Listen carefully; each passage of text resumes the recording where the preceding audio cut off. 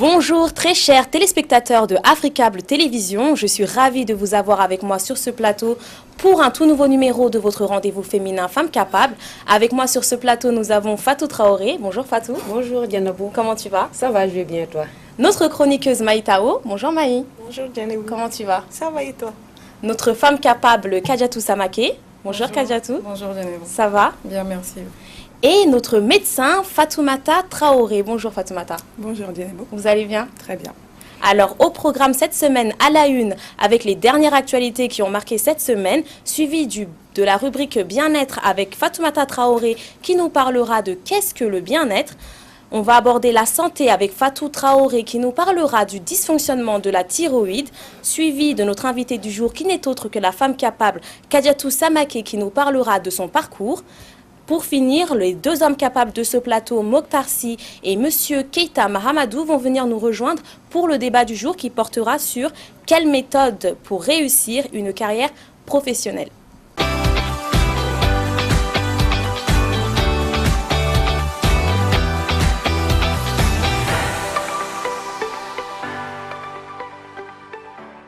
Alors, à la une cette semaine, je ne sais pas si vous avez vu les filles sur les réseaux sociaux, il y a une journaliste de TV5 Monde du nom de Juliette Bas qui a fait un post vraiment très attristant vu qu'on le savait déjà, elle était atteinte de la maladie de l'endométriose dont on parlait il y a quelques semaines avec notre sage-femme Oumou Aïdara. Et elle est victime justement de cette maladie. C'est une maladie... C'est une maladie qui est chronique. D'accord. Et qui donne des douleurs intenses aux femmes. Exactement, parce qu'elle a quand même, elle a décrit ses douleurs, elle avait dit qu'elle perdait énormément de sang, qu'elle avait très mal, qu'elle était souvent sous perfusion de morphine, mais que malgré ça, elle gardait le sourire pour les téléspectateurs et pour les caméras. C'est un témoignage qui a vraiment secoué la toile et il y a eu un énorme élan de solidarité autour de Juliette Bas. Donc voilà, courage Juliette Bas. La seconde actualité du jour, c'est Graça Machel. Je ne sais pas si vous connaissez Graça Machel, Maïtao. Oui. C'est la seule femme africaine à avoir épousé 2 présidents. Hein. Exactement, c'est la seule femme de l'histoire à avoir eu comme mari 2 chefs de l'État. Elle a été première dame du Mozambique, elle a été ensuite première dame de l'Afrique du Sud, vu que c'était l'épouse de... Nelson Mandela. Exactement. Alors, la semaine dernière, on parlait de la tantine de Levallois-Perret qui était victime de racisme au point où elle était au bord de fermer sa boulangerie parce que personne ne voulait faire des achats dans sa boulangerie sous prétexte qu'elle était de couleur noire. Les gens venaient la traiter de chimpanzé. C'était vraiment horrible. Suite à cela, il y a eu un énorme élan de solidarité encore, comme quoi la communauté africaine est vraiment solidaire. Et les gens commençaient à aller acheter beaucoup dans sa boulangerie. Mais vraiment, il y avait la queue et elle a fini d'épuiser carrément tout son stock. Et en 48 heures, en début de semaine, elle a pu récolter une somme de 15 000 €, lui permettant de pouvoir régler toutes les petites affaires en cours, les affaires juridiques en cours. Donc voilà, franchement, on est vraiment contente pour la tantine de Levallois-Perret. Elle nous avait fait vraiment beaucoup de peine avec son témoignage et voilà. Fatou Traoré. Oui, je trouve que c'est une femme courageuse et ça donne baume au cœur de voir que les gens sont vraiment sortis en masse pour l'aider. Il y a eu un élan de solidarité qu'on ne peut faire que louer. Vraiment, félicitations à cette dame.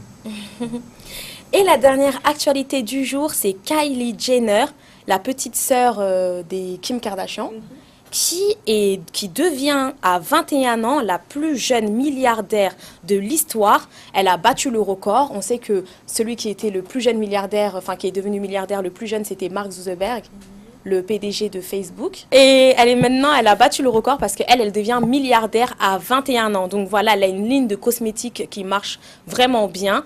Et on est contente et on espère que beaucoup de jeunes filles vont suivre son chemin.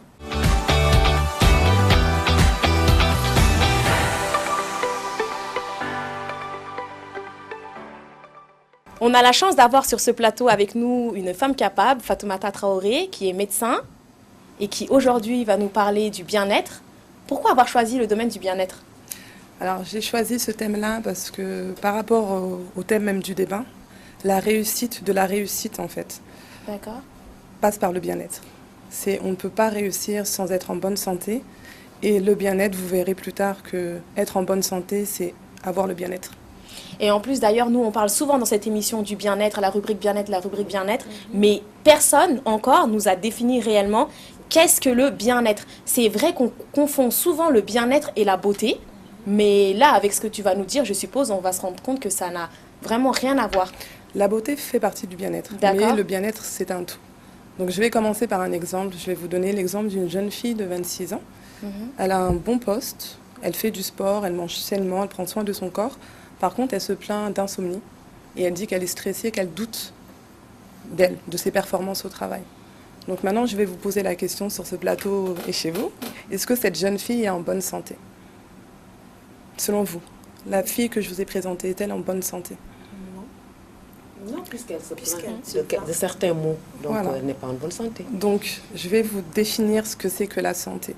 Donc, selon l'OMS, l'Organisation mondiale de la santé, c'est un bien-être complet. Donc, il y a 3 niveaux du bien-être. Il y a le bien-être physique, il y a le bien-être mental et le bien-être social. Donc, ce n'est pas que l'absence de la maladie. Donc, c'est vrai que la beauté, le massage fait partie du bien-être, mais c'est le bien-être physique. Donc moi, je vais insister sur le bien-être mental parce que pour réussir dans sa vie, il faut vraiment insister sur le bien-être mental. Donc qu'est-ce que le bien-être mental? Le bien-être mental, c'est vraiment un tout. C'est la connaissance de soi, l'estime de soi, se connaître, quelles sont vos valeurs, quelles sont vos qualités, quelle est votre moralité. Le leadership, avoir une vision, tout ça vraiment fait partie du bien-être. Donc si vous voulez tous réussir, si vous voulez réussir votre carrière, votre vie sociale, votre vie familiale ou votre vie professionnelle, cherchez la santé. Donc si vous trouvez la santé, c'est que vous avez trouvé le bien-être. Donc vraiment, la rubrique bien-être, elle est très importante. Ça regroupe la rubrique culinaire, parce que le bien-être physique, c'est quoi? C'est bien manger, c'est faire du sport, c'est bien s'hydrater. Donc vraiment, la partie bien-être physique est importante. Mais ce n'est pas seulement ça. C'est vraiment le mental fait que la personne qui réussit sa vie, elle a un bon mental. Elle est persévérante, elle se connaît, elle connaît ses valeurs. Donc toute sa vision, elle est centrée sur ses valeurs. C'est si vous savez d'où vous venez, vous saurez où aller en fait. Donc toujours déterminer vos valeurs, votre moralité, et ça va définir en fait votre vision de la vie. Donc c'était vraiment, j'insistais dessus, c'est très important. Donc, franchement, il n'y a rien à dire. Et quand tu parles, déjà c'est beau, on est captivé, tout le plateau est silencieux. Important. Non, mais c'est vraiment, j'insiste parce que les gens ne connaissent pas. Ça veut dire que... Ouais, ça se voit qu'elle maîtrise le sujet. Je suis pas... Après, moi, ce que je veux faire, c'est vraiment que je veux insister les gens à connaître le coaching. Ça veut dire que moi-même, être coaché, c'est pas ne pas être bien. C'est vraiment, on peut faire du coaching de performance, on peut faire du coaching parce qu'on est stressé, on peut faire du coaching parce que dans la vie de couple, ça ne va pas. Donc le coaching, c'est un tout. C'est-à-dire moi-même, je fais des séances de coaching. Il y a des coachs professionnels à Bamako. Donc il ne faut pas hésiter aux gens. Ça veut dire que moi, je ne suis pas professionnelle. Donc ce que je dis, c'est mon avis. Ce sont mes expériences, mais je ne suis pas coach professionnel. Donc vraiment, si je peux donner des astuces, des conseils, mais vraiment, si les gens sentent le besoin de coaching, il existe à Bamako des coachs professionnels. Donc j'invite vraiment tout le monde à déjà se poser la question de est-ce que je suis en bonne santé? Donc si vous répondez non à la question, cherchez dans les livres ou renseignez-vous sur Internet ou commencez des séances de coaching. Donc Fatoumata, quand tu dis que le bien-être, la bonne santé passe par le bien-être mental, on a l'impression que c'est simple. Mais comment savoir que on ne se sent pas bien en fait, mentalement? Quels sont les signes? Ça peut être la nervosité, le stress, douter de ses compétences, ne pas s'aimer.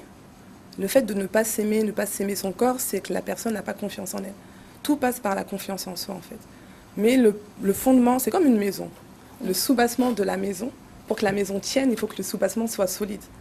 Donc vraiment la personne, le plus important, il faut commencer par se connaître soi-même. Donc pour les rubriques bien-être, c'est vraiment le premier thème, le plus important, c'est la connaissance de soi. C'est si on se connaît, on connaît nos valeurs, on connaît notre moralité. Donc tout votre projet de vie, normalement, si vous êtes aligné avec votre valeur, donc vous n'êtes pas frustré. Mais est-ce que tout le monde a les mêmes valeurs? Non. Parce que les valeurs, c'est subjectif. Oui. Comment est-ce qu'on définit ces valeurs? C'est propre à chacun. Ça veut dire la valeur, ça veut dire que même définition de la réussite. Pour certains, il y en a qui vont dire c'est de l'argent. Pour d'autres, ils vont dire non, c'est être heureux dans ce que je fais. Donc même la définition de la réussite, elle diffère selon chacun. Donc le bien-être, c'est pareil. D'accord. C'est chacun pour ses valeurs. Ça peut être la personne, elle est juste, c'est une valeur. La personne, elle est authentique, c'est une autre valeur. La personne, elle est généreuse, c'est une autre valeur. Il ne faut pas copier l'autre. La confiance en soi, c'est ça, c'est avoir ses propres valeurs. C'est pas parce que ma voisine, elle est généreuse, que je vais me forcer à être généreuse. Oui. Donc, se connaître soi, on espère que tout le monde est généreux quand même. Voilà, oui. Mais c'est vraiment, il faut définir ses propres valeurs. Il ne faut pas regarder l'autre, il faut regarder son moi. Il faut se créer sa propre personnalité et sa propre identité. Ne pas copier les autres, ça ne sert à rien. C'est vraiment ceux qui réussissent, c'est ceux qui ont confiance en eux. Ils ne copient pas les autres. Ils sont différents des autres. C'est vraiment la masse, on ne les voit pas. Kylie Jenner, elle est extraordinaire. Donc elle sort du commun. C'est vrai, parce qu'elle a d'autres sœurs qui ont fait... Il y a sa grande sœur qui a fait également une ligne de cosmétiques et ça n'a pas marché. Ça n'a pas marché, ça. Mais... Parce que c'est pas parce qu'elle a réussi, je vais me dire je vais faire la même chose. Voilà, je vais ne pas forcément réussir. Il faut faire ce que vous aimez faire. Il faut faire ce pourquoi vous êtes bon. Il faut faire vraiment ce dont le monde a besoin, c'est un plus. Mais vraiment, tous ceux qui travaillent dans ce qu'ils aiment faire réussissent. Oui, ça c'est sûr. Donc c'est la passion, c'est travailler. C'est le bien-être. Je suis médecin, mais je ne suis pas venue sur ce plateau en tant que médecin. Je suis vraiment venue en tant que femme, parce que ça n'a rien à voir en tant que médecin. Ça veut dire que moi, avec mes patients, j'utilise ça pour les aider. Je fais beaucoup d'écoute, je peux leur apporter mon soutien. Mais toute femme doit être capable de parler de bien-être aussi. Donc ce n'est pas que réservé à des professionnels. Elle nous a donné envie de partir faire une petite séance de coaching avec elle. Mais j'invite. Il y a des coachings, des coachs professionnels à Bamako. D'accord. Ça peut être performance, hein, c'est pour exceller dans ce que vous faites. Vous pouvez faire des coachs, elle va vous donner des astuces pour exceller. Vous n'êtes pas bien, vous êtes stressé, elle va vous donner des astuces pour déstresser. Mais vraiment, le coaching, c'est important. En ligne, même sur Internet, il y a des séances gratuites de coaching. Mais vraiment, j'invite tout le monde à se poser déjà la question de est-ce que je suis en bonne santé. C'est très important. En tout cas, comme on l'a compris, la santé physique, la santé même en général, passe d'abord par une bonne santé mentale. C'est un tout. Tout se complète en fait, il n'y a pas de priorité. Il faut avoir le bien-être physique. Après, voilà, une personne qui est stressée, par définition, n'est pas en bonne santé. Voilà, on peut être... l'émission, on peut avoir une bouffée de stress parce que c'est la première fois. Ça, c'est pas une maladie. Mais un stress permanent chronique, faut se poser la question. La personne n'est pas en bonne santé. En tout cas, franchement, c'était une rubrique très intéressante.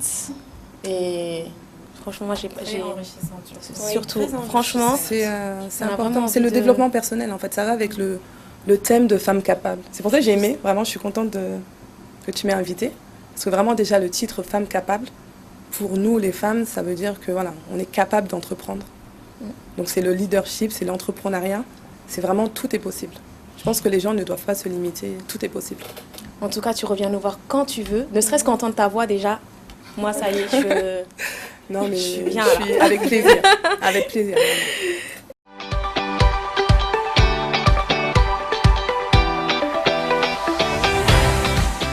Et donc, en parlant de stress, justement, il y a Fatou Traoré, notre experte santé, qui, elle, va nous parler du dysfonctionnement de la thyroïde. Alors, Fatou, qu'est-ce que c'est que la thyroïde déjà ? Oui, qu'est-ce que c'est que la thyroïde? Je pense que quelqu'un qui a un problème de thyroïde n'est pas en état de bien-être, déjà, on va dire. C'est une personne qui va être stressée et tout. Donc, la thyroïde, en fait, c'est une glande qui se situe au bas du cou et qui sécrète des hormones. Donc, ces hormones régulent le corps. Et ces hormones sont responsables de la régulation du rythme cardiaque, du stress, du libido et du sommeil également. Donc, une personne qui est en état de stress ou bien qui a un problème, un dérèglement hormonal, le sent parce qu'elle est stressée. Elle est dans un état de fatigue générale, donc elle ne sait pas ce qui se passe. Donc, quand ça arrive, il faut approcher un médecin. Donc, se dire qu'il y a un problème qui est là, surtout quand ça persiste. Parce que tout à l'heure, Fatmata disait que quand c'est un état de fatigue passager, bon, ça peut passer. Mais quand ça perdure, je pense que là, il faut aller se faire consulter. Et quand on se fait consulter, en général, le médecin demande des analyses de laboratoire. Et nous, arrivés au laboratoire, nous allons doser les hormones. Donc, on va faire déjà abord les TSH, on va les doser, regarder si les hormones sont élevées ou bas. Donc si les hormones sont élevées, on va doser les FT4 pour voir si on est en état d'hypothyroïdie ou d'hyperthyroïdie, parce qu'il y a deux causes, il y a deux pathologies qui peuvent découler de ce dérèglement, en fait. Donc, pour expliquer, pour que les gens comprennent mieux, c'est que, en fait, c'est ce qu'on appelle les goitres. Parce que les gens, quand ils entendent hyperthyroïdie, hypothyroïdie, c'est un peu scientifique, donc ils ne savent pas de quoi on parle. Mais c'est quand on a le cou qui est enflé et on parle de goitres, on en a beaucoup. On en trouve beaucoup, surtout ici au Mali. Bon, c'est normal, c'est pas normal, parce que c'est un peu lié aussi à une carence en iode. On sait que les pays côtiers, par exemple au Sénégal et en Côte d'Ivoire, on en trouve moins qu'ici, au Mali, parce qu'ici, il n'y a pas de mer, donc les gens consomment moins les produits de la mer et tout. Donc ça, c'est une cause. Et qu'est-ce qui peut être une autre cause aussi qu'on peut trouver, c'est des expositions. Quand on est exposé, par exemple, à des radiations, donc ça peut arriver. Quand on prend certains médicaments peuvent provoquer également cet état. Les familles de médicaments qui pourraient... tout médicament qui peut amener un dérèglement hormonal, puisque on parle d'hormones. Donc tous les médicaments qui peuvent créer un dérèglement hormonal peuvent amener à cet état. Okay. Donc il y a aussi les maladies auto-immunes. Donc, qui peuvent amener cet état de stress général, on va dire. Au point de vue de traitement, Fatoumata Traoré, comment ça se passe dans le cas où il y a une personne qui est en hyper ou en hypothyroïdie? Oui, c'est une maladie qui se traite. D'accord. Selon si la personne elle est en hyperthyroïdie, donc la glande fonctionne de trop, en excès, donc on donne un traitement, en fait, des antithyroïdiens de synthèse. D'accord. Si la personne elle est en hypothyroïdie, donc il faut supplémenter en hormones thyroïdiennes. Donc le traitement est possible et le traitement est simple et ne coûte pas cher. D'accord. Et le traitement, il est à vie, non? Par contre, oui. Au long cours. Parce que quand on dit à vie, les patients n'aiment pas entendre ce mot-là, ils ont peur. Il y a également l'ablation. Il y a l'ablation également de la thyroïde. Après, là, on a parlé en cas général, il y a l'hyperthyroïdie, l'hypothyroïdie. Après, il y a des cancers de la thyroïde. Donc les souvent, nodules. oui, voilà, des nodules. Il y a des nodules qui sont cancéreux, mais il y a des nodules qui sont bénins aussi. Mais en cas de cancer, on peut être amené à retirer la glande, totalement ou partiellement. Et quelle est l'utilité de la glande thyroïdienne? C'est tout, c'est le fonctionnement de l'organisme. C'est vraiment, c'est ce qu'elle disait, le sommeil, le métabolisme, c'est vraiment tout. C'est une glande très importante. Mais dans le cas où on fait une ablation de la thyroïde, du coup, comment ça se passe? On supplémente. Ça veut dire qu'elle n'a plus la glande, donc elle a le traitement au long cours. D'accord. Et il n'y a pas des effets secondaires à cette prise de médicaments? Moi, je pense qu'il y a toujours des effets secondaires. Même le Doliprane, prendre le Doliprane, il y a des effets secondaires. Tout médicament, par définition, peut avoir des effets secondaires. Après, il faut dire à tout le monde, tout le monde doit faire, même nous, les jeunes. C'est une fois par an, ça c'est le minimum. Une fois par an, faire un bilan complet de dépistage. Donc on peut l'attraper à tout moment. C'est pas qu'on peut l'attraper à tout moment. C'est une maladie qu'on dépiste ici tardivement en fait. Tout le temps. Parce que les gens ne vont pas faire le bilan. C'est pour ça qu'on dit qu'un bilan, la prévention, c'est faire un bilan par an. Une fois par an, on fait un check-up, un bilan complet. Et dans le bilan complet, on dose les hormones de la thyroïde. Oui, surtout dans les pays où il y a, comme je viens de dire, c'est des pays où la prévalence est quand même assez élevée. Donc moi, je pense que ça peut rentrer dans un bilan de check-up. En tout cas, c'était une rubrique très enrichissante également. On invite du coup tous les téléspectateurs à faire, comme a dit Dr Fatoumata Traoré, un check-up pour pouvoir doser les TSH puis les FT4, comme le dit notre expert santé Fatou, pour vérifier que vous n'avez pas un dysfonctionnement autour de la glande thyroïdienne.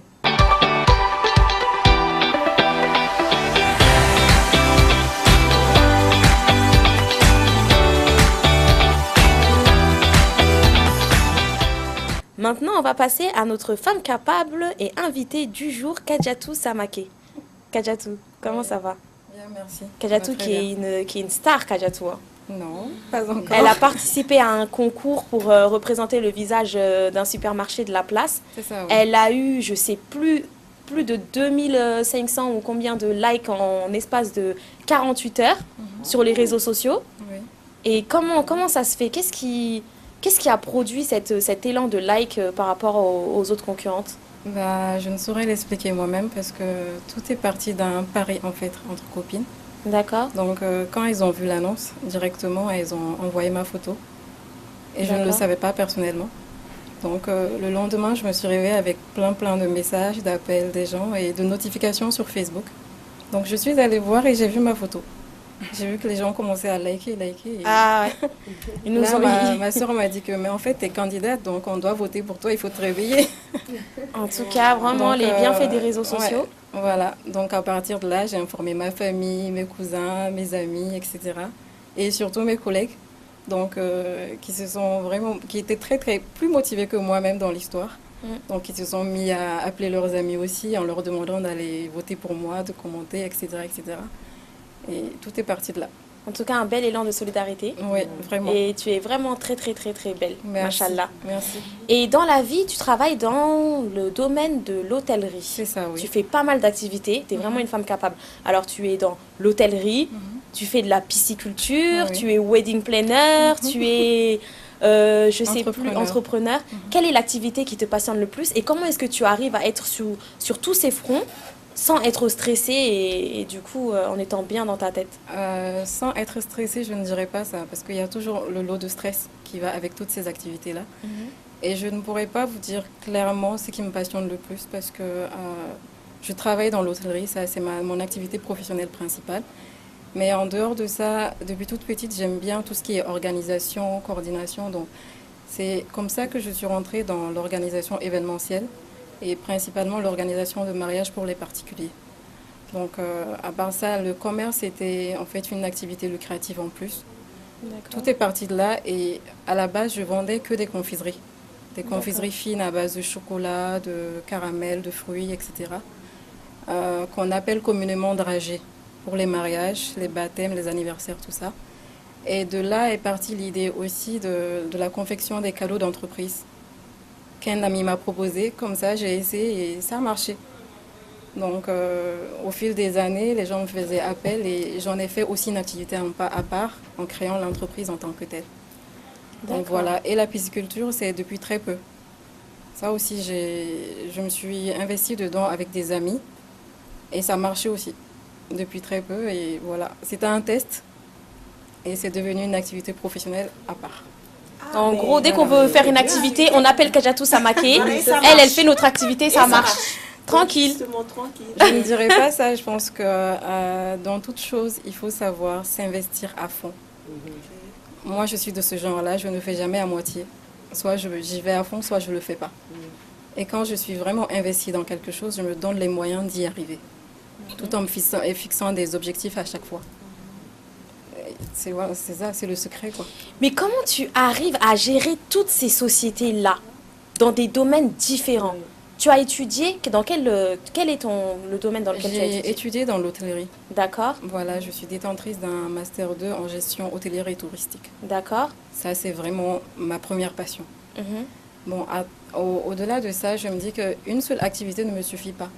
J'ai Parce tout que le tu as temps trop besoin d'énergie? Non, pas un trop plein d'énergie, mais je suis curieuse de nature. J'aime bien tester les choses, découvrir, me tester moi-même, savoir si ça va marcher ou pas. Donc, à chaque fois, c'est des petits défis que je me mets. Et quand j'y arrive, mais c'est tant mieux. Et tu arrives à gérer toutes les activités? Oui, je vais dire en partie grâce à ma famille, qui est vraiment un soutien indéfectible pour moi. Dans tout ce que je fais, ils sont derrière moi, ils me soutiennent, ils m'aident autant qu'ils le peuvent et voilà. C'est ça. C'est vraiment bien, ça. C'est vraiment bien. Et Fatoumata Traoré, qu'est-ce que tu penses d'une femme comme ça qui jongle sur plusieurs terrains? Ouais, non, je suis contente. Je suis contente parce que c'est bien. Ça prouve que la femme peut faire beaucoup de choses. Même si, je ne sais pas si vous avez une vie, des enfants, une vie familiale. Non, pour le moment, c'est aussi ma chance. Je ne suis pas encore mariée, je n'ai pas d'enfant, donc je n'ai pas une responsabilité en tant que telle, à part le boulot. Donc toute ma vie tourne autour de ma famille, de mes activités professionnelles et du social de temps en temps. Parce qu'avec toutes ces activités, on n'a forcément pas le temps d'être autant dans le social qu'on le voudrait. Parce qu'on a déjà très peu de temps de repos. Donc généralement, le peu de temps de repos là est... on va dire, pour la famille, pas plus. Donc ça a son lot de... Voilà. Des sacrifices. C'est ça, voilà, c'est un sacrifice. Fatou Traoré. Mais moi, Moi, je ne peux que la féliciter parce qu'elle est multifonctionnelle, on va dire. Donc, mais par contre, la pisciculture, comment tu arrives à le faire? Tu as appris quelque chose? Tu l'as appris? Tu c'est venu comme ça? Tu l'as vu? Non, ça n'est pas venu comme ça. J'ai vu une annonce dans un journal où l'État malien offrait une subvention aux jeunes pour se lancer dans la pisciculture en cage flottante. Donc c'est comme ça que j'ai Pourquoi on voit pas réuni... ce genre de choses? Mais nous, on n'a pas vu ça. voilà, Nous non plus, on n'a pas vu ça. Nous, on est Il faut- biologistes. Exactement, moi j'ai fait de la Non, elle pisciculture. a dit qu'elle était curieuse. Elle a trouvé par curiosité. Elle a trouvé par Justement, curiosité, pourquoi ouais. je vous demande ça, c'est parce que je sais que nous, on l'a fait en biologie, en ouais, en formation. biologie, ouais. Donc, comme vous venez de dire que vous avez fait une formation en hôtellerie, c'est pourquoi je me demandais Comment on vous a attribué quelle est ça? la relation entre les deux, Bon, quoi. en fait, quand j'ai vu l'annonce, j'ai contacté mes amis parce que l'annonce disait qu'il fallait créer un GIE pour pouvoir bénéficier de la formation et de la subvention en tant que telle. Donc j'ai motivé des amis avec moi et on a créé le GIE et à travers ça, on a bénéficié d'une formation en pisciculture en cage flottante. Donc après la formation, on nous a donné tout le matériel nécessaire pour se lancer. C'était un test. Franchement, Voilà. là, moi je suis fière de notre gouvernement. Moi je suis fière de notre gouvernement. C'est vraiment... Ouais. Moi, je Mais suis justement, fière moi- de Kadiatou. C'est vraiment une Voilà, femme capable. une femme C'est capable. clair, c'est Merci. vraiment... Franchement, c'est... Merci Moi je suis beaucoup. étonnée. Mais moi, je Et là, de la pense- pisciculture, vous... Vas-y. Je suis tellement Bon, curieuse je veux même moi parler, maintenant. mais je voudrais demander votre pisciculture, c'est sur quel genre de type de poisson? Merci. justement? Donc on produit essentiellement du tilapia d'eau douce. Ah, voilà. L'une Tout le des monde ne espèces- produit que ça. Exactement, parce que c'est l'une des espèces les plus consommées par la population Mhm. malienne. Ah, ok. Et puis, c'est C'est à pas moins la de résistance? coût. C'est à moins de coût. Oui, et puis, c'est et plus c'est plus résistant. résistant. Exactement. Voilà. Vous les Ça vendez? résiste beaucoup Voilà. aux bactéries. Voilà. D'accord. Donc l'élevage est plus simple que les autres Voilà. espèces de poissons. Mhm. C'est ça. D'accord. Et vous les vendez du coup, les tilapias? Oui. Et ça marche. Ça marche. Donc bientôt, ce sera Ça toi la marche. nouvelle Kylie Jenner. J'espère bien. Ah, super. On espère en tout cas vraiment que tu puisses avoir du succès dans toutes tes activités. On Merci. invite tous les téléspectateurs à te suivre sur les réseaux sociaux. Et franchement, on a été très ravis de t'avoir avec nous sur le plateau. Tu es vraiment une femme capable. Et comme tu reviens quand tu veux sur le plateau pour nous faire Le une plaisir petite, est de une partager petite en tout rubrique cas. sur Vraiment. une de Merci tes de m'avoir activités. invité sur ce plateau. C'est normal, c'est au plaisir. Voilà, vous êtes toutes les deux des femmes capables et vous êtes la bienvenue sur ce plateau. Vous revenez quand vous voulez. Merci de m'avoir invitée. Merci à vous les filles.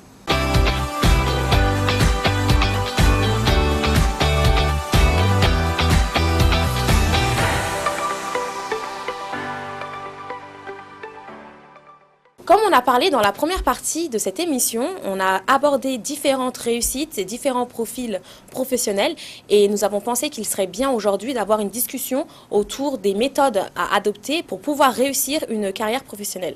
Donc on a la chance d'avoir avec nous une spécialiste du bien-être, Fatoumata Traoré. Oui.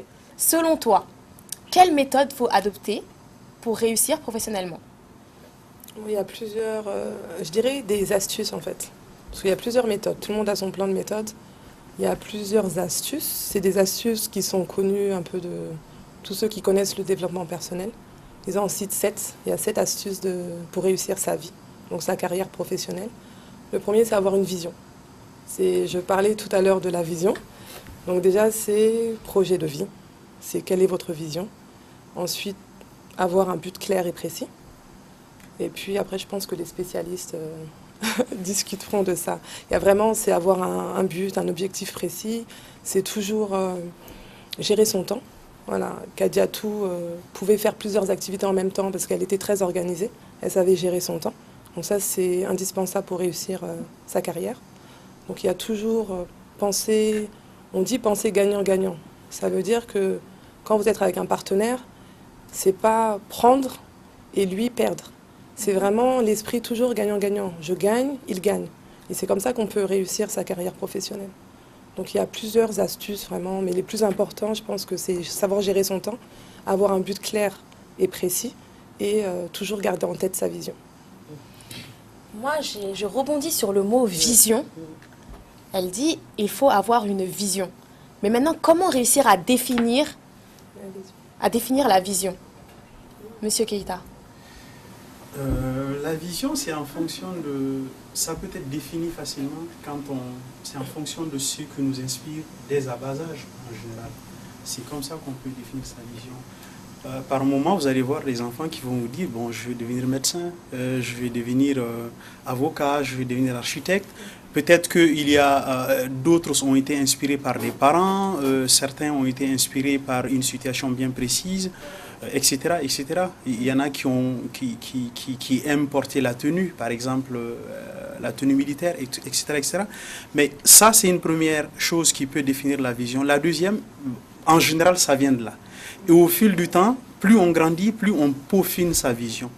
Mais maintenant, on arrive à un certain moment, et ce qui est dangereux justement, c'est de pouvoir se décider au moment où on est à la croisée des chemins.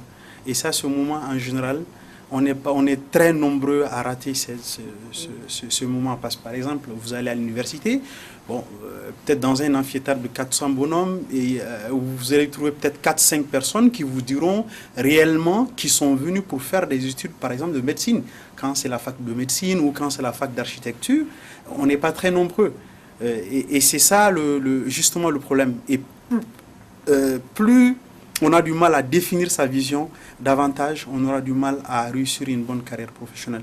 Et moi je suis d'accord avec Fatoumata, mais je ne suis pas un spécialiste. Hein. Je suis venu partager une expérience bien définie parce qu'elle m'a appelé spécialiste. Mais et ça c'est extrêmement important de savoir ce qu'on veut. La première chose c'est ça. Alors je sais ce que je veux. Ça, c'est la première des choses. Alors, quand j'ai défini ce que je veux, quelle est la méthode pour que j'atteigne ce que je veux? Maintenant, et cette méthode-là, comment je la définis? Et quels sont les outils qu'il me faut exactement? Je vous donne le cas d'un jeune qui s'est dit tout de suite, je vais devenir expert comptable. Mais la première des choses qu'il faut savoir, je vais devenir expert comptable. Mais c'est quel genre de métier expert comptable? Quels sont les diplômes pour pouvoir arriver à être expert comptable? Est-ce que c'est une corporation? Est-ce que c'est une organisation faîtière? Quels sont les sésames qu'il faut pour devenir expert comptable? Alors, maintenant, quel genre de diplôme faudrait-il obtenir pour devenir expert comptable? Maintenant, quelles sont les meilleures écoles d'expertise comptable? Et voici la méthode. Et maintenant, quand je suis en étude d'expertise comptable, quelles sont les méthodes à adopter pour mieux réussir mes études? Et ça, vous voyez, en général, c'est qu'on va à la fac, on suit la masse, on va à la fac parce que, bon, pour le plaisir d'y aller, les priorités ne sont pas définies, il n'y a pas une méthode, et je vous assure que sans méthode, il est impossible de réussir. Eh bien, franchement, je pense que lui, il a pratiquement clôturé même le débat. Mokhtar Sy. Alors, ce que je pense, c'est que la vision, comme tu l'as dit, elle est dès à bas âge. Mais en réalité, nous avons quelques difficultés sociales. Les enfants, généralement, sont préparés ici à faire la même chose ou à copier l'autre. Dans nos sociétés, c'est ce qui est fréquent. Sinon, un avenir professionnel, ça se prépare dès l'école.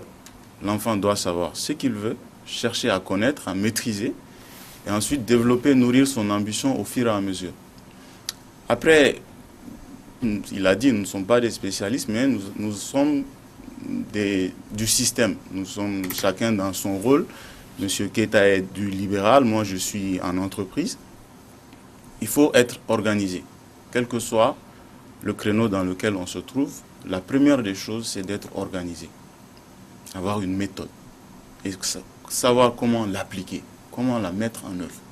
À partir de là, on arrive à évoluer doucement vers ce que nous souhaitons. Il ne faut surtout pas se laisser attirer par les envies, ce que les autres font. Ça, c'est interdit. C'est interdit parce que si on veut faire comme les autres, on n'a pas forcément les mêmes armes que les autres. Chaque personne a en elle une compétence, une capacité. Donc chaque personne doit être en mesure de développer cette compétence-là. Donc pour rejoindre M. Keita, il y a ça là où je ne suis pas d'accord avec lui maintenant, et je vais le dire très clairement, c'est que ça, il y a beaucoup de théorie dans ce qu'il dit, mais dans la pratique, est-ce qu'il n'y a pas un rôle de la société qui va avoir une influence considérable sur comment l'enfant arrive à nourrir une ambition et comment l'atteindre. Est-ce que la société ne va pas mettre des barrières dans son projet? C'est ça que je voudrais savoir. Mais si la société, moi je pense qu'à partir du moment où les obstacles peuvent être de nature à vous tirer vers le bas, ça veut dire que vous n'êtes pas sûr de ce que vous voulez. Ça c'est clair. Maintenant, après, on a défini l'objectif. Mais après, il y a une deuxième phase aussi que j'aurais souhaité évoquer, c'est le fait qu'on peut se dire je vais devenir ça. Mais après, il y a les aléas de la vie. Il y a les aléas, il y a les circonstances. Et ce que je demande aux uns et aux autres, c'est d'être opportun. C'est d'être très très opportuniste en fait. Parce que en général, il faut se former selon le besoin du marché de l'emploi. Et ça, c'est extrêmement important. Par moment, on veut faire des études parce que c'est bien beau les maths. Je ne dis pas que les maths, ça ne fait pas vivre son homme. Mais parfois, de temps en temps, c'est un exemple que je donne. Si la mathématique ne me fait pas vivre et que les maths, ce n'est pas un domaine qui soit compétitif sur le marché de l'emploi, il est extrêmement difficile. Fatou Traoré. Moi, je vais rebondir sur ça. Oui. Bon, je suis parfaitement d'accord avec vous qu'une personne doit suivre son objectif et essayer d'aller de l'avant. Ça, c'est une chose qui est là, tout le monde le sait. Mais en réalité, ce n'est pas ce qu'on vit. Par exemple, les enfants, quand ils se disent que, bon, moi, je veux être médecin quand je serai grand. Là, c'est vraiment... Ils sont candides, ce qu'ils disent. Ils le pensent réellement, c'est ce qu'ils aiment. Mais, comme l'a dit Mokhtar, à un moment de la vie, c'est la société qui bascule tout. Par exemple, vous voyez, quand quelqu'un fait des études, déjà, tout au long de votre cursus, il y a les épines qui sont autour. Oui. Vous vous dites que vous voulez être médecin. Aujourd'hui, on commence à vous dire que non, on prend maintenant tel nombre de personnes, on n'en prend plus tel. Maintenant, on commence à mettre les clauses. Finalement, vous vous dites, il me reste quoi à faire? Ah, je vois que là-bas, la place infirmier, ou je ne dis pas que c'est pas bon. Oui. C'est ce qui me reste. Et si je ne fais pas, je fais quoi? Tu tournes à gauche, à droite, les parents sont là, ils ont payé tes études, tu fais quoi? Tu es obligé de le faire. Moi, je pense que ce qu'il faut dire, c'est que si tu choisis un métier, tu te dis que tu vas faire ce métier, il faut l'aimer. Il ne faut pas que ce soit le métier qui t'ait choisi. Pourquoi je parle de ça? Parce que moi, je travaille dans le domaine de la santé. Et ça, c'est inconcevable. Qu'est-ce qu'on rencontre chaque fois? Des gens, ils sont là, ils se disent que bon, je cherche à gauche, je cherche à droite.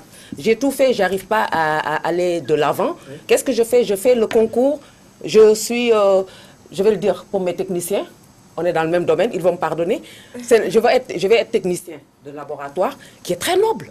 On ne peut pas diagnostiquer une pathologie sans eux. Oui. Mais si tu vas faire ce travail, alors que ce n'est pas ce que tu as aimé faire, mais c'est un métier mesquin. Pourquoi? Tu vas être appelé, par exemple, à traiter des prélèvements qui ne sont pas agréables à faire.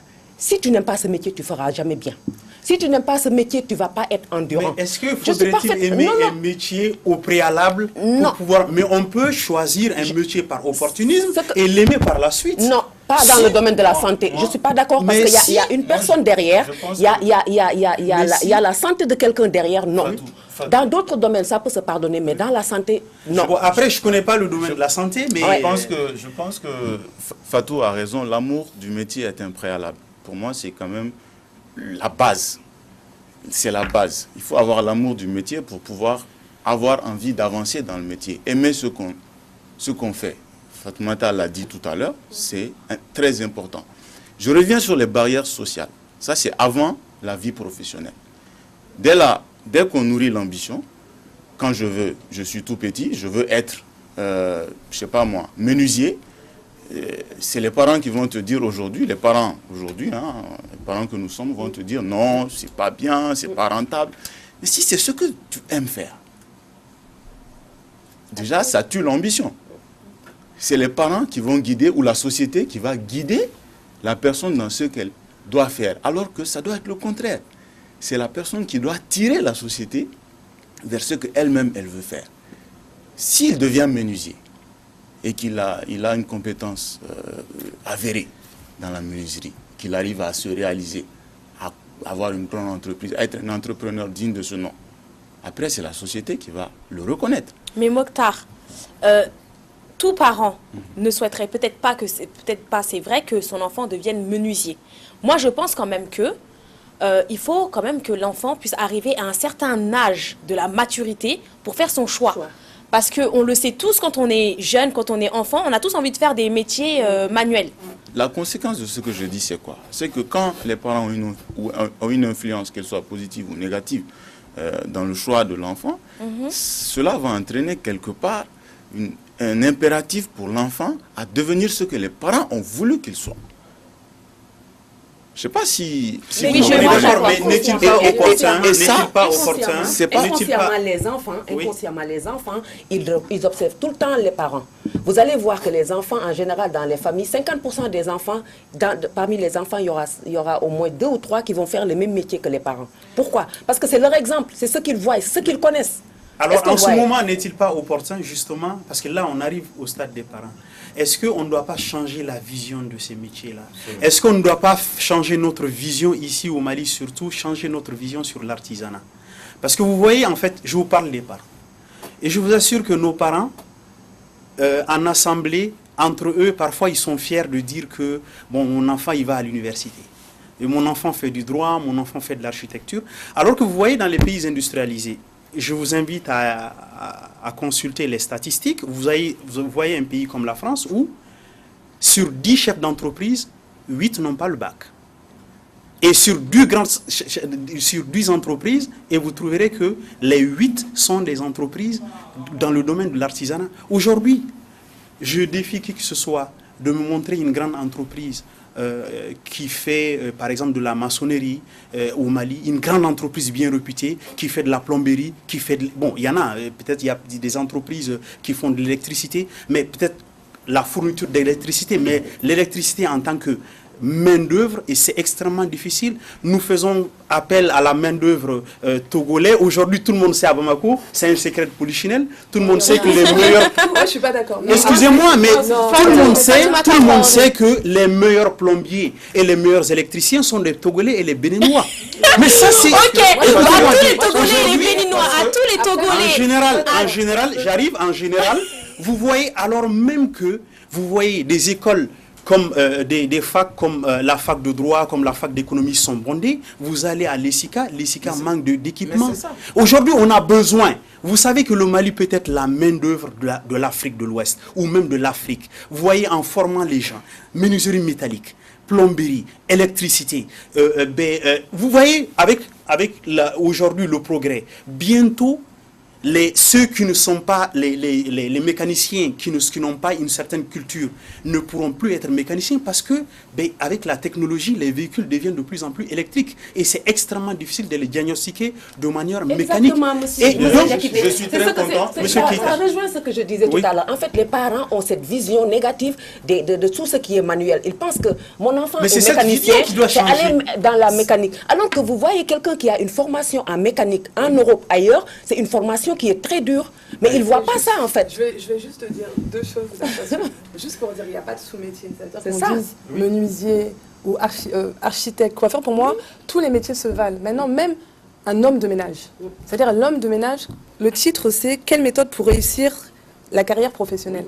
Un homme de ménage aussi, il a une carrière professionnelle. L'homme de ménage peut grimper les échelons. Exactement. Et à un moment donné, devenir le chef d'entreprise. Il y a des sociétés de nettoyage. Donc moi, je pense qu'il ne faut pas dénigrer les métiers en disant que forcément, il faut aller à l'université.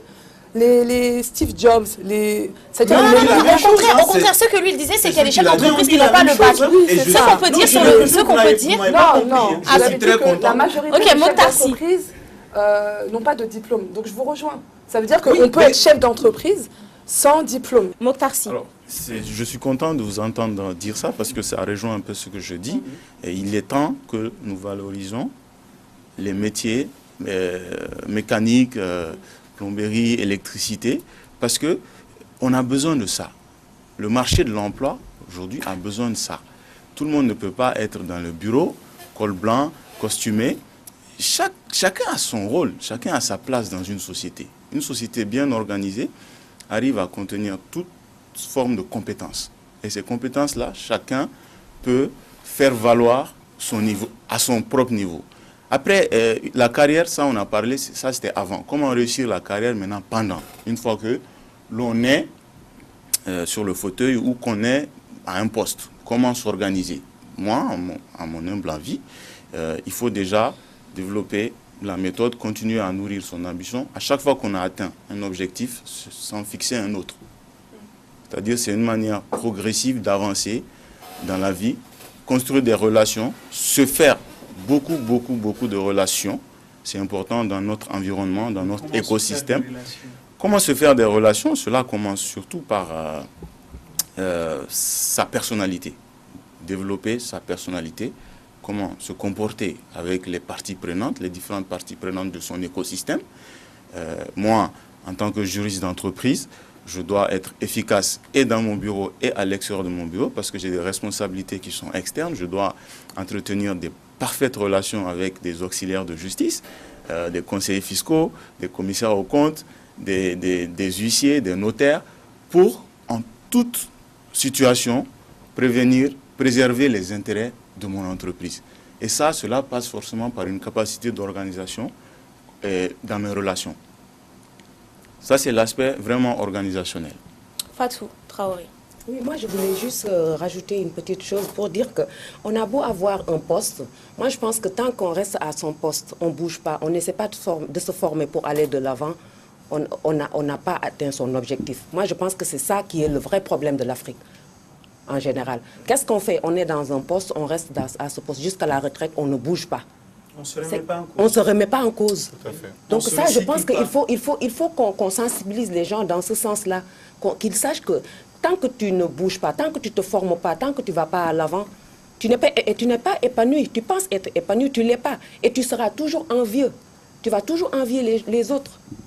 C'est ça, moi, je pense. Monsieur Keïta. Oui. Non, mais je suis parfaitement d'accord avec Fatou.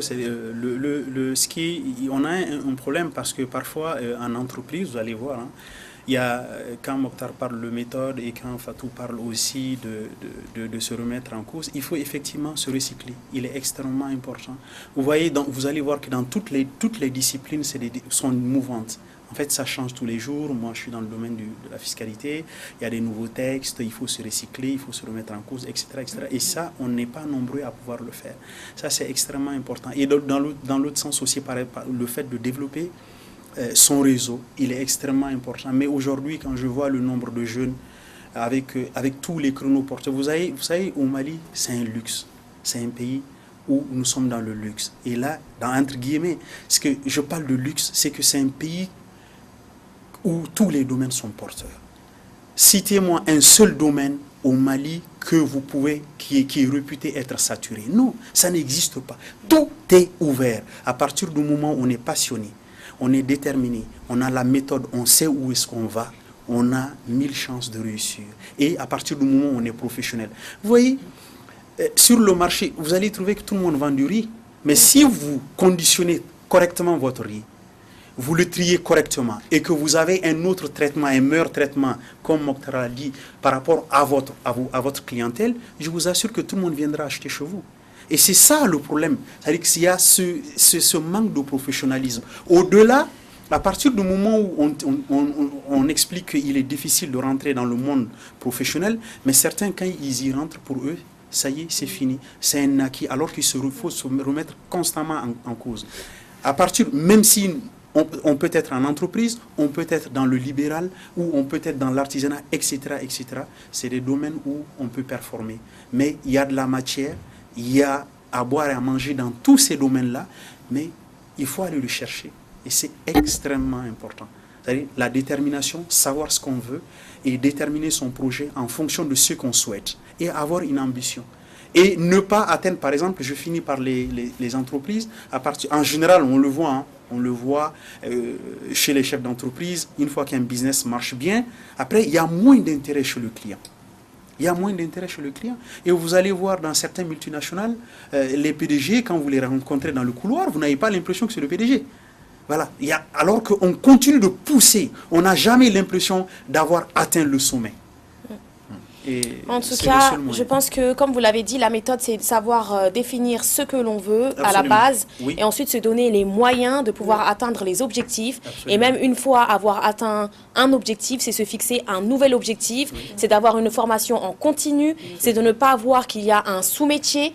il n'y a pas de sous-métier, vous pouvez très bien commencer quelque part. Le but, c'est de ne pas rester au chômage. Vous pouvez très bien être, si j'ai bien compris, quand vous dites qu'il faut savoir saisir les opportunités, c'est que vous pouvez très bien commencer en tant qu'éboueur aujourd'hui, mais demain intégrer un poste de directeur dans une société de nettoyage. Donc il n'y a pas de sous-métier, il faut commencer à rentrer. Il faut quitter le chômage, il faut commencer à travailler. Vous ne pouvez pas commencer à travailler et être directement au sommet. Vous allez grimper et accepter le fait que vous ne pouvez pas arriver et directement être directeur d'une structure. Vous allez devoir commencer quelque part, peut-être en bas, mais vous allez devoir être patient, toujours viser votre objectif, persévérer, être courageux. Quand vous allez rentrer à la maison le soir et que vous allez être fatigué, c'est normal, ça fait partie du travail. Ça ne veut pas dire qu'il faut abandonner le travail, il faut quitter le chômage. Donc voilà, en tout cas, j'ai été ravie de vous avoir avec moi sur ce plateau. Et j'espère du coup vous retrouver très vite. C'était un débat très enrichissant. J'aurais voulu en tout cas avoir beaucoup plus de temps pour pouvoir échanger avec vous. Pour la réussite, 3 mots. Oui. Donc, le secret de la réussite alors. Voilà, les 3 clés pour réussir. Dépassement de soi, persévérance et passion. Sur ces mots, merci à toute l'équipe technique de Africab Télévision, Moussa Touré, Dama Doumbia, Shadrach, Sekou Tangara. Merci à tous les téléspectateurs de Africab Télévision et on se retrouve la semaine prochaine pour un tout nouveau numéro de votre émission Femmes Capables. Au revoir.